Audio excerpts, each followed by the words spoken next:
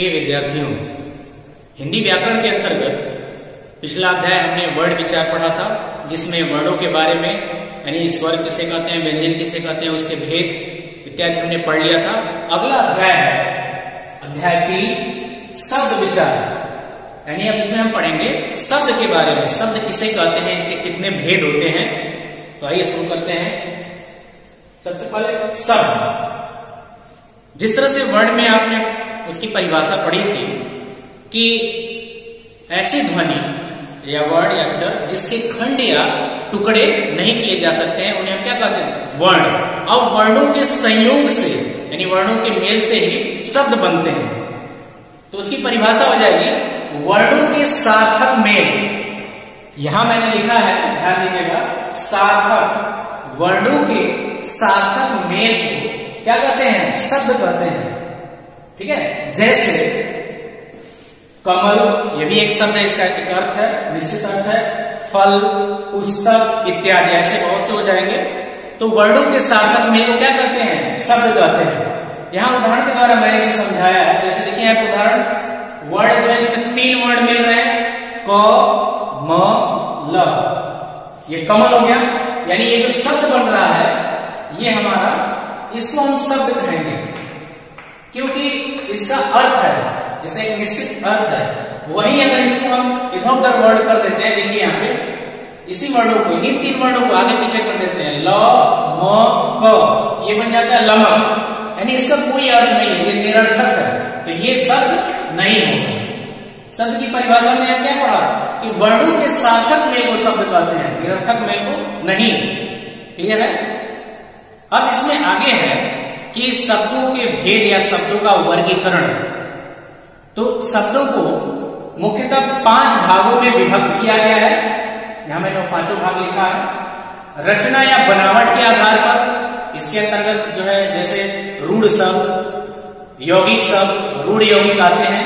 इनके बारे में डिटेल में हम चर्चा करेंगे। पहले इसको देख लीजिए कि कितने भाग हैं इसके। दूसरा है उत्पत्ति या स्रोत के आधार पर, यानी इनकी उत्पत्ति कैसे हुई, ये कहां से मिले, ये सब उनके आधार पर इनका वर्गीकरण किया गया है। तीसरा है अर्थ के आधार पर।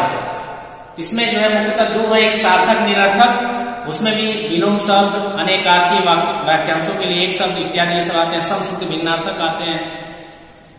और अगला है व्याकरणिक आधार पर, यानी व्याकरणिक प्रकार के आधार पर। व्याकरण में जो है शब्दों को मुख्यतः कितने भागों में बांटा गया है या कितने आधार पर उनको कहा गया है, ये इसमें हम पढ़ेंगे। और अंतिम है प्रयोग के आधार पर, यानी इन शब्दों का प्रयोग हम कहाँ कैसे करते हैं, तो उसके आधार पर भी इनका विभाजन किया गया है। तो इस तरह से शब्दों के वर्गीकरण में मुख्यतः ये 5 हैं। रचना या बनावट के आधार पर, उत्पत्ति या स्रोत के आधार पर, अर्थ के आधार पर, व्याकरणिक प्रकार के आधार पर और प्रयोग के आधार पर। अब इसमें एक एक के बारे में जो है डिटेल में अध्ययन करेंगे कि रचना के आधार पर कितने हैं।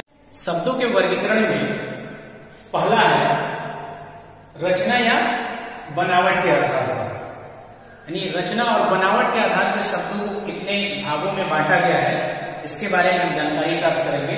तो ये देखते हैं, इसमें पहला है रूढ़ शब्द। रूढ़ का अर्थ होता है परंपरागत या जो पहले से चले आ रहे हैं, निर्धारित जो कर दिए गए पहले से ही।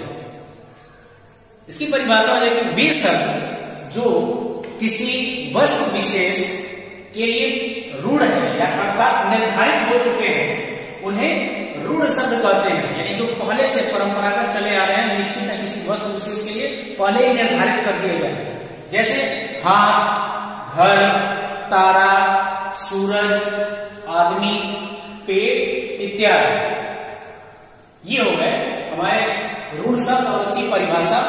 इसमें खासकर ध्यान देने की बात है, इसलिए मैंने नोट में यहां नीचे लिख दिया है।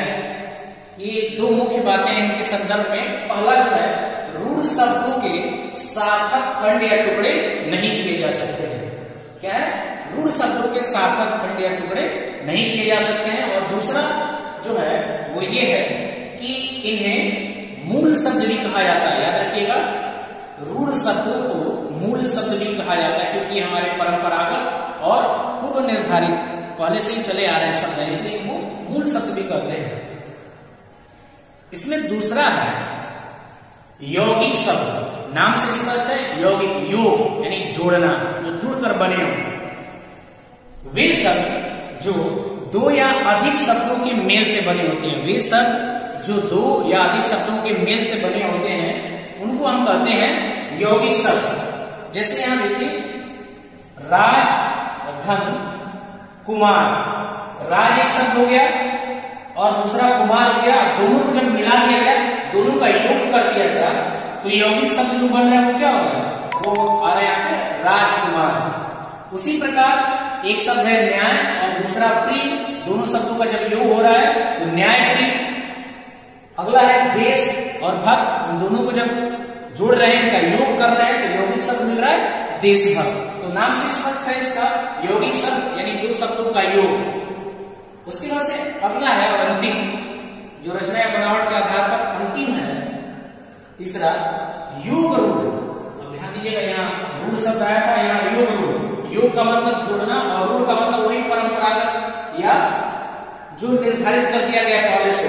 इसकी परिभाषा है कि जो वे शब्द या जो शब्द दो या दो से अधिक शब्दों के योग से बने होते हैं, लेकिन किसी विशेष अर्थ में ही प्रयोग किए जाते हैं, उनका एक निश्चित अर्थ ही है और उसी संदर्भ में प्रयोग किए जाते हैं। जैसे मान लीजिए दशानन, दशानन किसको कहा जाता है, रावण को।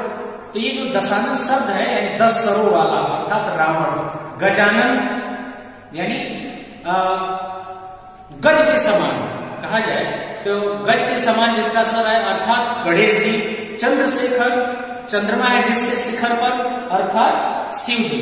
ऐसे तमाम आपको मिल जाएंगे, पीतांबर, लंबोदर, ठीक है, चक्रपाण, ये सब जो है आपको योग रूढ़ के अंतर्गत मिल जाएंगे। तो ये आपका हो गया रचना या बनावट के आधार पर शब्दों का विभाजन, जिसमें पहला है रूढ़ शब्द, दूसरा यौगिक शब्द और तीसरा योग रूढ़ शब्द।